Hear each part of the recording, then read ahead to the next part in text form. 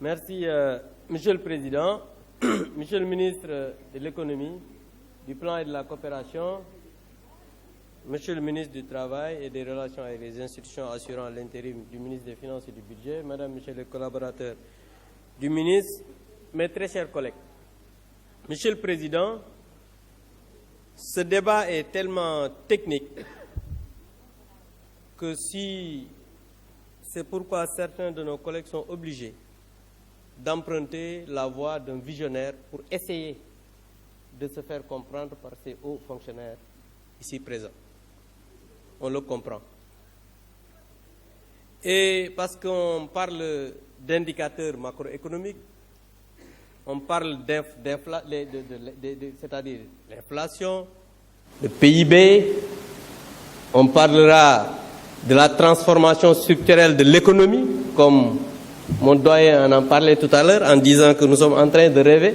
Mais je dirais, oui, on est en train de rêver. Parce que le grand professeur Mbaye disait que le rêve, c'est le dimanche de la pensée. Donc c'est important de rêver. Et aujourd'hui, quand on prend les indicateurs macroéconomiques entre 2014 et 2018, doyen, l'agriculture ne recule pas. Quand tu prends aujourd'hui la production de riz, entre 2014 et 2018, 55% de la production, c'est entre la région de Kédougou et de Sédhiou et de Saint-Louis. Et ça a progressé de 107% entre 2 années, c'est-à-dire 2014 et 2015.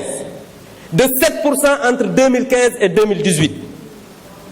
Quand tu prends l'agriculture, avec les indicateurs, des éléments qui viennent du ministère de l'Agriculture, on voit nettement la progression qu'il y a eu avant la pandémie, toujours la période 2014-2018. Il faut voir les chiffres pour voir que c'est des chiffres qui viennent de l'ANSD ou bien du ministère de l'Agriculture. Donc, c'est important de rêver dans ce contexte-là. Aujourd'hui, l'économie sénégalaise est bien tenue.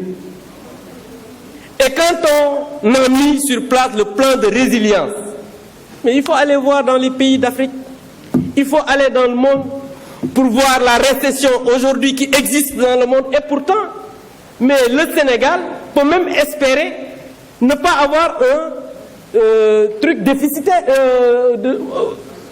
voilà, une récession. Parce qu'une récession, c'est quand il y a dans un trimestre la baisse du PIB, c'est ça, Monsieur le ministre? Ça, c'est très technique pour d'autres. Donc, ils ne pourront pas, par exemple, le comprendre. Donc, je dis que, Monsieur le ministre, il faudrait que nos collègues sachent raison garder.